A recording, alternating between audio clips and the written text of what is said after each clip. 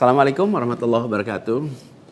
Seperti teman-teman udah tahu juga, semalam itu batas akhir pendaftaran pilkada. Pendaftaran sudah ditutup. Dan di Jakarta ada satu yang dicalonkan oleh 15 partai, lalu ada satu yang dicalonkan oleh satu partai, dan ada lagi satu yang disebut independen. Dan saya tidak termasuk di dalamnya. Jadi dengan begitu maka udah final ya, bahwa saya tidak ikut di dalam kontestasi Pilgub di Jakarta tahun 2024 ini. Dan kemarin juga sebetulnya kita menerima undangan, tawaran untuk ikut dalam kontestasi Pilgub Jawa Barat. Kita apresiasi sekali ajakan ini, panggilan ini, tapi dengan mempertimbangkan berbagai faktor, kami putuskan untuk tidak mengikuti kontestasi di Jawa Barat. Nah, saya ingin sampaikan beberapa poin respon singkat atas situasi yang saat ini sedang terjadi. Pertama, saya ingin sampaikan terima kasih. Terima kasih banyak kepada semuanya yang selama 1,5 tahun ini, hampir 2 tahun, ikut mendukung perjuangan yang luar biasa di jalur Pilpres, Pilgub, sampai dengan titik ini. Gak bisa saya sebut satu persatu, terlalu banyak. Tapi yang jelas semua yang terlibat adalah pejuang yang luar biasa, yang membuat perjuangan besar ini terasa jadi ringan, terasa jadi bermakna.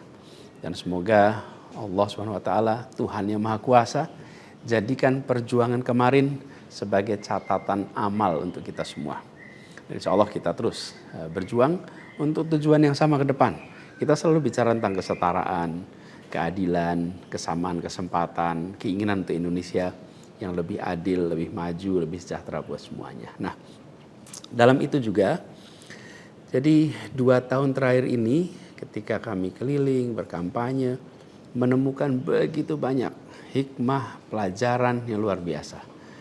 Saya berkeliling lebih dari 130 kota dan berjumpa dengan begitu banyak yang setiap jabat tangan bukan basa-basi. Jabat tangan dengan penuh rasa, sepenuh hati. Dan eratnya jabat tangan mencerminkan semangat yang menggelora di dadanya.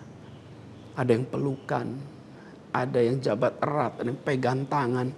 Dan semua adalah ungkapan keinginan untuk Indonesia lebih baik. Banyak sekali cerita-cerita dalam interaksi itu yang tidak mungkin terlupakan. Apalagi kalau lihat teman-teman muda. Masya Allah, luar biasa. Kiprah anak muda di dalam proses kampanye kemarin itu membuat kita makin optimis. Kenapa makin optimis? Karena kita punya stok anak-anak muda yang mau bekerja melampaui sekedar kepentingan dirinya, pribadinya. Ini kita masih di bulan peringatan kemerdekaan ya.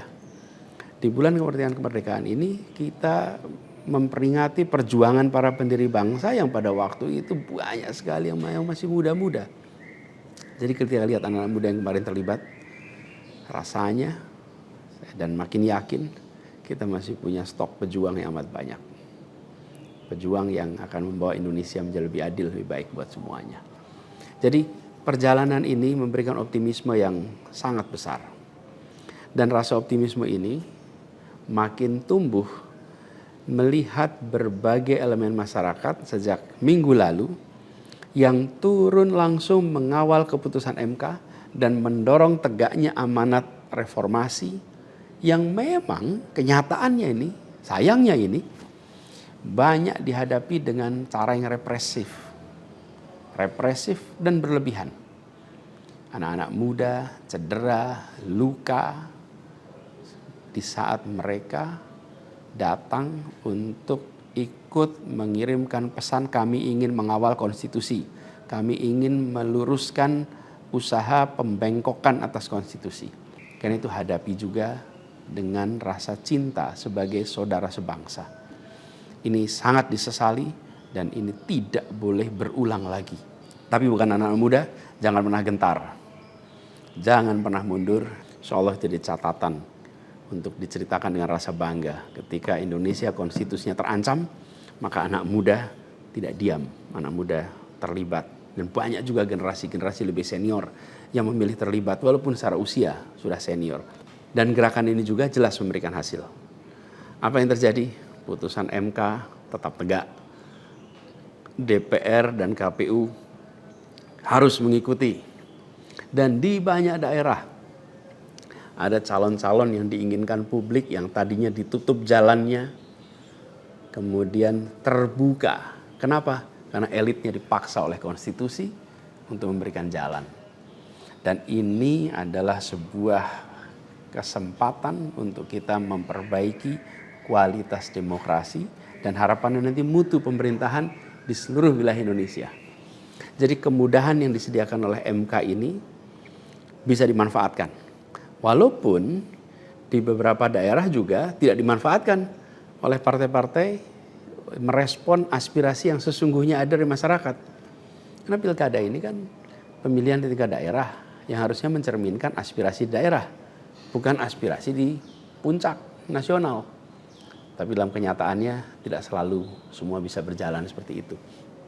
Nah, gerakan masif mengawal putusan MK di berbagai kota ini juga menunjukkan bahwa tidak benar bila rakyat Indonesia disebut sudah apatis, sudah tidak peduli pada kondisi demokrasi. Nope, sama sekali tidak. Harapan itu menyala, harapan itu menyala terang, dan insya Allah makin terang. Dan terangnya harapan ini harus terus kita jaga, kita besarkan sama-sama. Nah, hal lain yang ingin saya sampaikan, bahwa takdir Allah, Tuhan Yang Maha Kuasa, sudah tertulis bahwa saya tidak mengikuti kontestasi kali ini. Dan sejujurnya ada selalu rasa lega setiap kali melewati sebuah persimpangan jalan.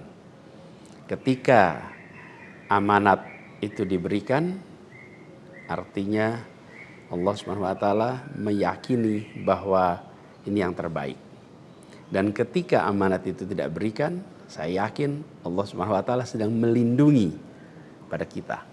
Jadi itu juga yang saya jalani selama ini. Begitu kita menyaksikan situasinya, hasilnya, maka saya yakin insya Allah ada hikmah-hikmah besar yang akan muncul nanti. Mungkin ada yang tanya, Pak Anies, ada nggak penyesalan tidak mengikuti pilkada ini? Kalau saya ditanya ada penyesalan, tidak ada.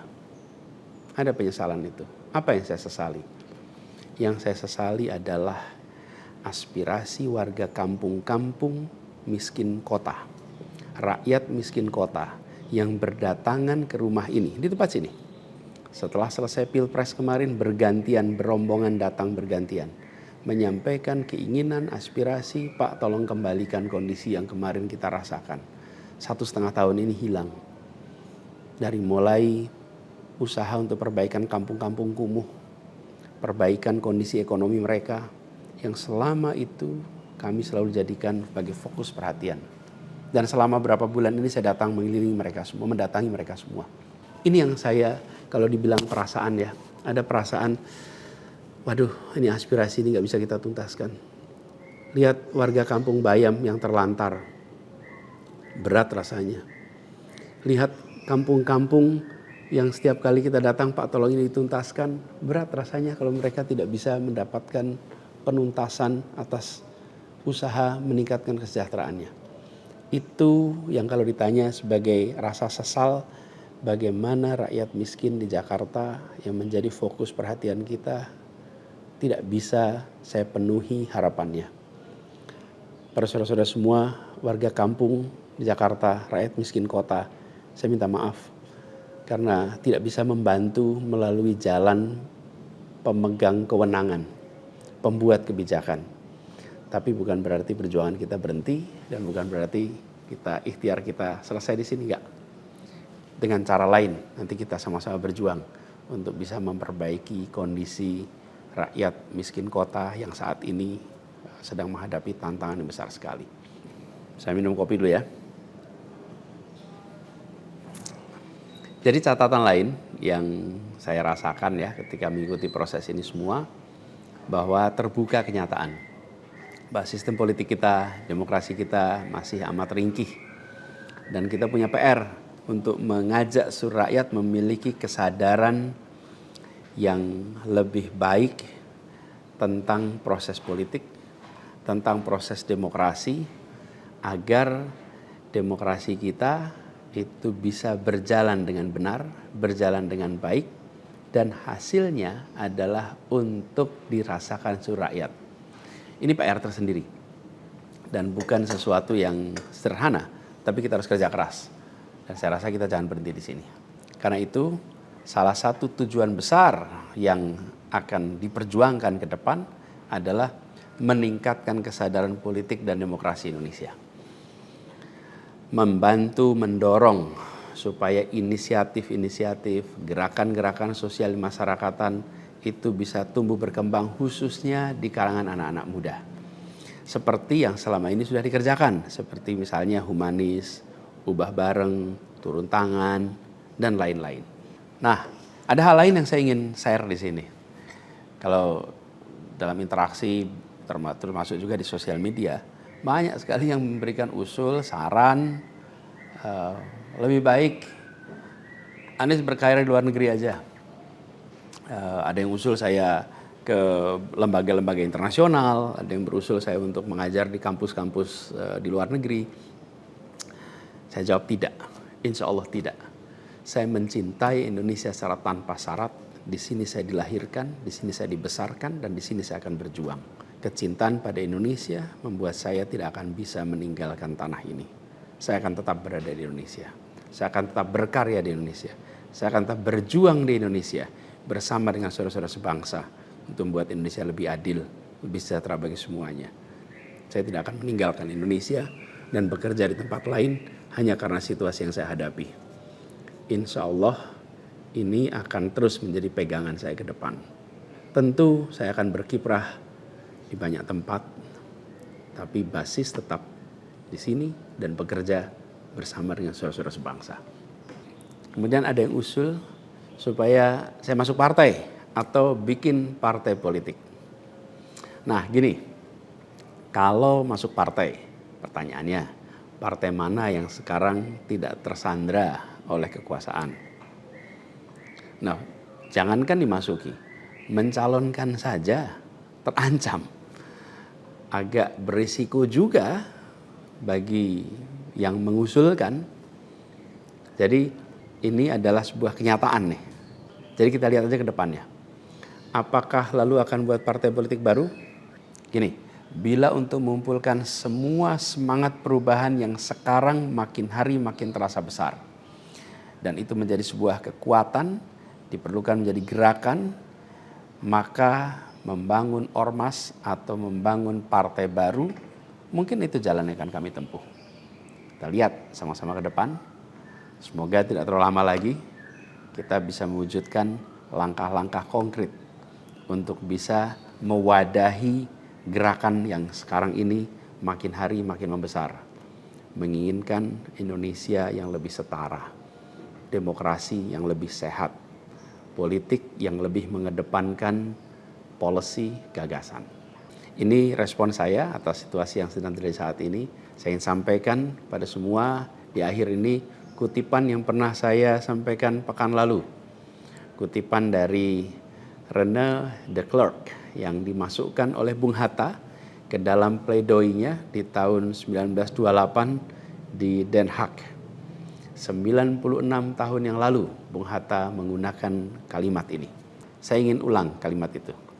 Bunyinya begini. Hanya ada satu negeri yang menjadi negeriku.